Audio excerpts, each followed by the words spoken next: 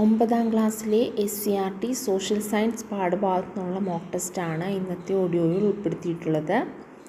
സാമ്പത്തിക വളർച്ചയും സാമ്പത്തിക വികസനവും എന്ന ചാപ്റ്ററും സുരക്ഷിതമായ നല്ല നാളേക്ക്, ഈ രണ്ട് ചാപ്റ്റേഴ്സാണ് ഇന്നത്തെ ഓഡിയോ ടെസ്റ്റിൽ ഉൾപ്പെടുത്തിയിട്ടുള്ളത്. ക്വസ്റ്റ്യൻസിലേക്ക് കിടക്കാം. ഫസ്റ്റ് ക്വസ്റ്റ്യൻ: മുൻ വർഷത്തെ അപേക്ഷിച്ച് നടപ്പ് വർഷം ദേശീയ വരുമാനത്തിലുണ്ടായ വർധനവിൻ്റെ നിരക്ക് അറിയപ്പെടുന്നത് സാമ്പത്തിക വളർച്ചാ നിരക്ക്.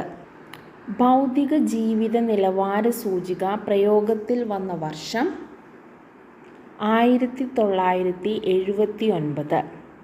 ഭൗതിക ജീവിത ഗുണനിലവാര സൂചിക മാനദണ്ഡമാക്കുന്ന ഘടകങ്ങൾ ഏതൊക്കെയാണ്?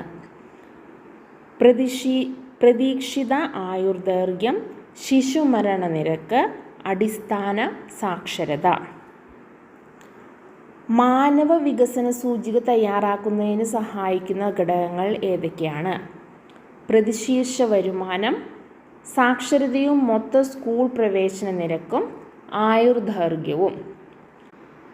മാനവ വികസന സൂചികയുടെ മൂല്യത്തിൻ്റെ അടിസ്ഥാനത്തിൽ ലോകരാഷ്ട്രങ്ങളെ എത്ര വിഭാഗങ്ങളായി തിരിക്കുന്നു? 4 വിഭാഗങ്ങൾ. മാനവ വികസന സൂചികയുടെ മൂല്യം 0നും 1നും ഇടയിലാണ്. ആദ്യത്തെ വിഭാഗം വളരെ ഉയർന്ന മാനവ വികസനം ഉള്ള രാജ്യങ്ങളാണ്. ഇവരുടെ HDI മൂല്യം എന്ന് പറയുന്നത് 0.8 മുതൽ 1 വരെയാണ്.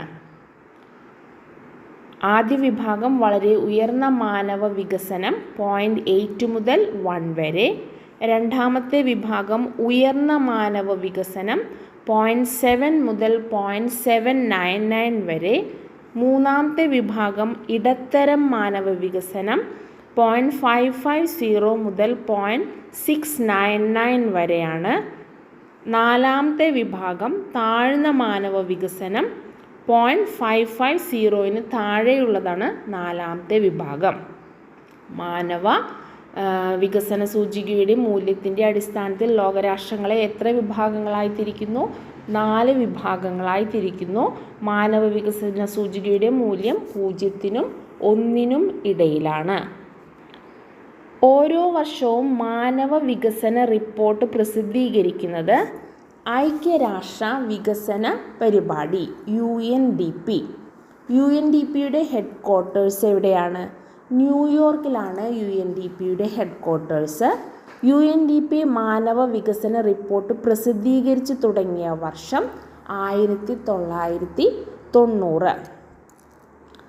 2024 ഇന്ത്യയുടെ HDI റാങ്ക് എന്ന് പറയുന്നത് 134 2023 135 ആയിരുന്നു. 2022 132, 2024 134, 23 135, 22 132.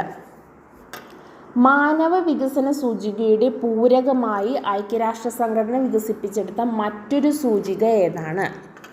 മാനവ ദാരിദ്ര്യ സൂചിക. മാനവ ദാരിദ്ര്യ സൂചികയുടെ ആദ്യ റിപ്പോർട്ട് പ്രസിദ്ധീകരിച്ചത് 1997. ഭൗതിക ജീവിത ഗുണനിലവാര സൂചിക പ്രയോഗത്തിൽ വന്നത് എന്നായിരുന്നു? 1979. മാനവ ദാരിദ്ര്യ സൂചികയുടെ ആദ്യ റിപ്പോർട്ട് പ്രസിദ്ധീകരിച്ചത് 1997. UNDP മാനവ വികസന റിപ്പോർട്ട് പ്രസിദ്ധീകരിച്ചു തുടങ്ങിയത് 1990. മാനവ ദാരിദ്ര്യ സൂചിക അടിസ്ഥാനമാക്കുന്ന ഘടകങ്ങൾ ഏതൊക്കെയാണ്? സുദീർഘവും ആരോഗ്യകരവുമായ ജീവിതം, അറിവ്, അന്തസ്സുറ്റ ജീവിത നിലവാരം. ഇവ 3മാണ് മാനവ ദാരിദ്ര്യ സൂചിക അടിസ്ഥാനമാക്കുന്ന ഘടകങ്ങൾ. മാനവ സന്തോഷ സൂചിക വികസിപ്പിച്ചത് ഏത് രാജ്യമാണ്? ഭൂട്ടാനാണ് മാനവ സന്തോഷ സൂചിക വികസിപ്പിച്ചത്. മാനവ സന്തോഷ സൂചികയിൽ 2023 ഇന്ത്യയുടെ സ്ഥാനം 126, 2022 ഇന്ത്യയുടെ സ്ഥാനം 136 ആയിരുന്നു. ഫസ്റ്റ് നിൽക്കുന്ന രാജ്യം ഫിൻലാൻഡാണ്. മാനവ സന്തോഷ സൂചികയിൽ ഫസ്റ്റ് നിൽക്കുന്ന രാജ്യം ഫിൻലാൻഡാണ്. മാനവ സന്തോഷ സൂചിക കണ്ടുപിടിക്കുന്നത് എത്ര സൂചകങ്ങളുടെ അടിസ്ഥാനത്തിലാണ്? 9 സൂചകങ്ങളുടെ അടിസ്ഥാനത്തിലാണ് മാനവ സന്തോഷ സൂചിക കണ്ടുപിടിക്കുന്നത്. മാനവ സന്തോഷ സൂചിക കണ്ടുപിടിക്കുന്ന സൂചകങ്ങൾ ഏതൊക്കെയാണ്?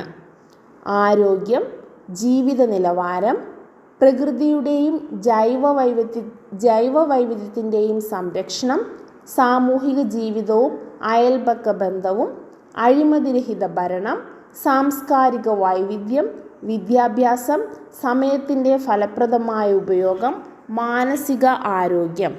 ഈ 9 സൂചകങ്ങളിലൂടെയാണ് മാനവ സന്തോഷ സൂചിക കാണുന്നത്.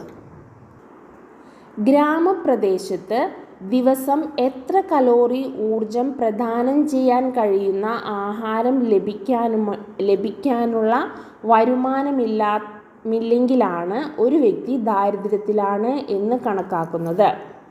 2400. നഗരപ്രദേശങ്ങളിൽ 2100 കലോറിയാണ്.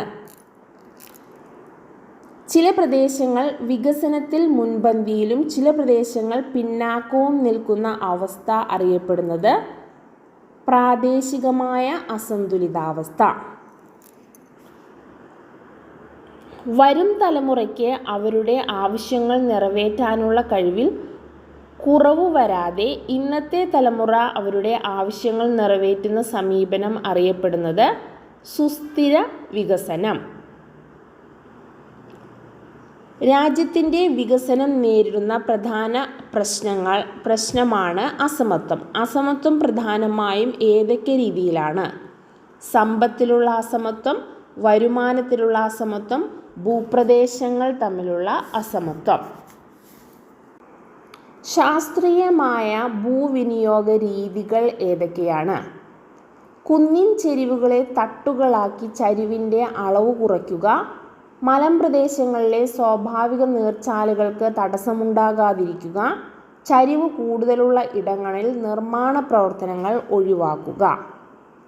നേപ്പാളിൽ ഭൂകമ്പമുണ്ടായത് ഏതു വർഷമാണ്? 2015 ഏപ്രിൽ 25. കേരളത്തിൽ വെള്ളപ്പൊക്കം ഉണ്ടായതെന്ന് കരുതപ്പെടുന്ന വെള്ളപ്പൊക്കങ്ങളിൽ ഏറ്റവും പഴയതായി രേഖകളിൽ രേഖപ്പെടുത്തിയിരിക്കുന്നത് ഏത് വെള്ളപ്പൊക്കമാണ്? CE 371 വെള്ളപ്പൊക്കം. ഭൂകമ്പത്തോടനുബന്ധിച്ച് കേരള തീരത്ത് വെള്ളപ്പൊക്കമുണ്ടായ വർഷം 1341. 1341 കേരളത്തിൽ ഉണ്ടായ വെള്ളപ്പൊക്കത്തെക്കുറിച്ച് പ്രതിപാദിക്കുന്ന ഗ്രീക്ക് പണ്ഡിതനായ പ്ലിനിയുടെ ഗ്രന്ഥം ഏതാണ്? Natural history. കേരളത്തിൽ CE 1924 ഉണ്ടായ വെള്ളപ്പൊക്കം അറിയപ്പെടുന്നത് 99 വെള്ളപ്പൊക്കം. ഹിമാലയൻ നദികളിൽ നിരന്തരം വെള്ളപ്പൊക്കം ഉണ്ടാക്കുന്ന നദി ഏതാണ്? ബ്രഹ്മപുത്ര. കേരളത്തിൽ മഹാപ്രളയമുണ്ടായത് ഏതു വർഷമാണ്? 2018 ഓഗസ്റ്റിൽ. കേരളത്തിലെ ദുരന്ത നിവാരണ ലഘൂകരണ പ്രവർത്തനങ്ങൾ ഏകോപിപ്പിക്കുന്നതിൻ്റെ ചുമതല വഹിക്കുന്നത് കേരള സംസ്ഥാന ദുരന്ത നിവാരണ അതോറിറ്റി. ജനങ്ങൾക്ക് ആവശ്യമായ മുന്നറിയിപ്പുകൾ നൽകുന്ന കേന്ദ്രം. ദുരന്ത നിവാരണവുമായി ബന്ധപ്പെട്ട് ജനങ്ങൾക്ക് ആവശ്യമായ മുന്നറിയിപ്പുകൾ നൽകുന്ന കേന്ദ്രം ജില്ലാ അടിയന്തര കാര്യനിർവഹണ കേന്ദ്രം.